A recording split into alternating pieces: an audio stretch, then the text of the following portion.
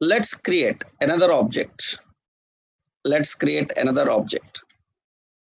Let obj2 is equal to new demo. And through obj2, I am printing. Let's create another object. Let obj3 is equal to new demo. And obj3 dot print. Okay, we are printing 3. Now let's run this and see. Now, as we discussed, all the 3 objects are belonging to the same class. But see here, S is 1, 2, 3 and N is always 1. That means the static member is continuing for other objects, but non-static member is not continuing. The non-static member is resetting. That's the reason N value is always 1, but S value is not always 1. It is incrementing 1, 2, 3. So that means we are showing this practically how it is happening. We are showing practically how it is happening. That means static memory, once allocated for an object, will continue. Non-static memory will reset. That is the point about static and non-static. So hope you are clear with this. That means the members of a class can be static or non-static. Now, the biggest question here is, this is an example for that. Now the question is, so when we can use this static and non-static? So a developer should know when to use them properly. So majority of the people means who learned the languages at a learning stage, they are still not clear about when to use static, when to use non-static.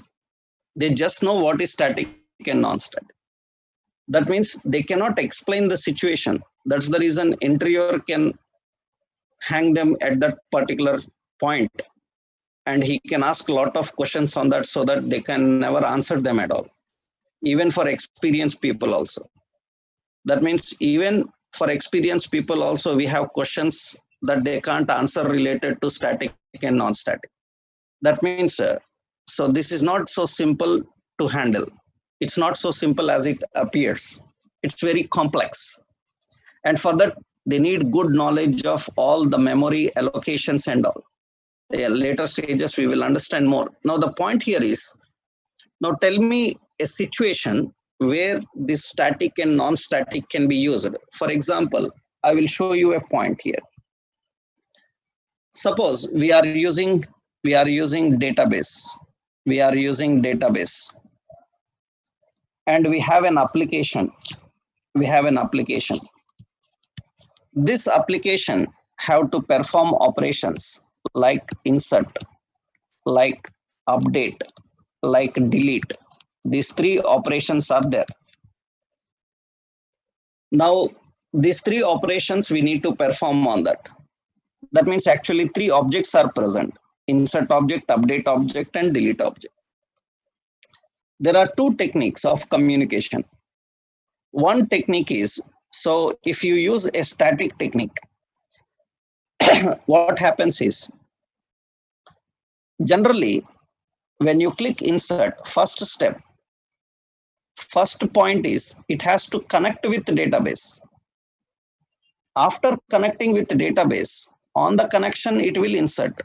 That is the key thing. When you click update, when you click delete, every time connection is compulsory. First, it has to connect, then update, connect, then delete, connect, then insert. So connection is mandatory. Now, if I give connection as a static connection, then what will happen? I click connect, then what will happen? It will first connect and it will insert. After insert have you finished, connection will still remain. Then what update can do? It can work on the same connection. What delete can do? It can work on the same connection. That means connection is opened only once and it is used for others. Now, what is good and bad? The good is you don't need to connect every time. It is a continuous connection. The bad is if I am not updating and deleting, the connection still remains open in memory. That's the reason if anyone asks what is the drawback of static, the first point is it uses more memory. Static obviously uses more memory than non-static. That means it occupies memory, it keeps in the memory. That means you are not updating and deleting, but still it is in the memory. So security issues will come and memory management will have a problem. That is, but I have an advantage, continuous connection. Then if I give non-static connection as non-static, if I give connection as non-static, then what happens if I give connection as non-static, as non-static connection, then what will happen? I click insert. That means it will first connect. After connecting, it will insert. After inserting, it will disconnect. If I click update, then again it will connect and update and disconnect. That means the connection is not continuous, it is discrete.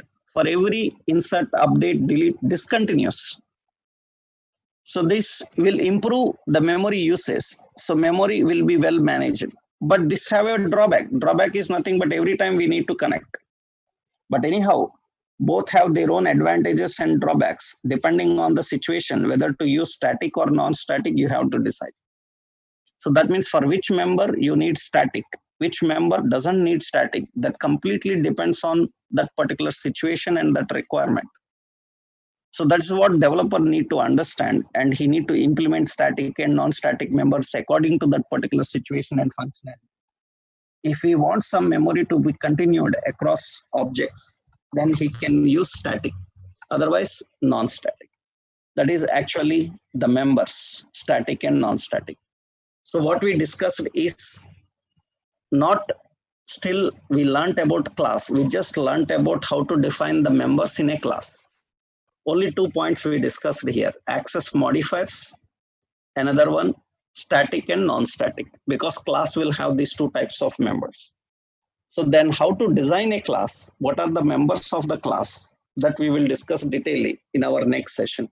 Hope you understood these 2 topics: access modifiers and static and non-static members. Then how to design class, what are the members in the class, what is the basic functionality of the class, we will detailedly discuss in the next session that we will see on Monday. Okay, hope you understood these topics. Thank you. If you have any questions, you can ask.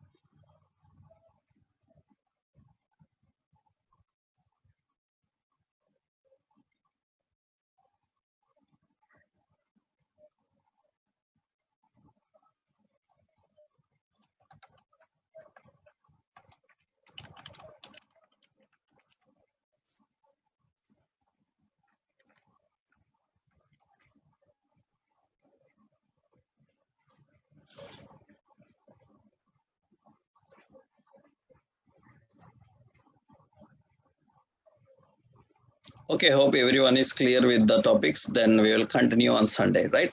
Monday. Thank you.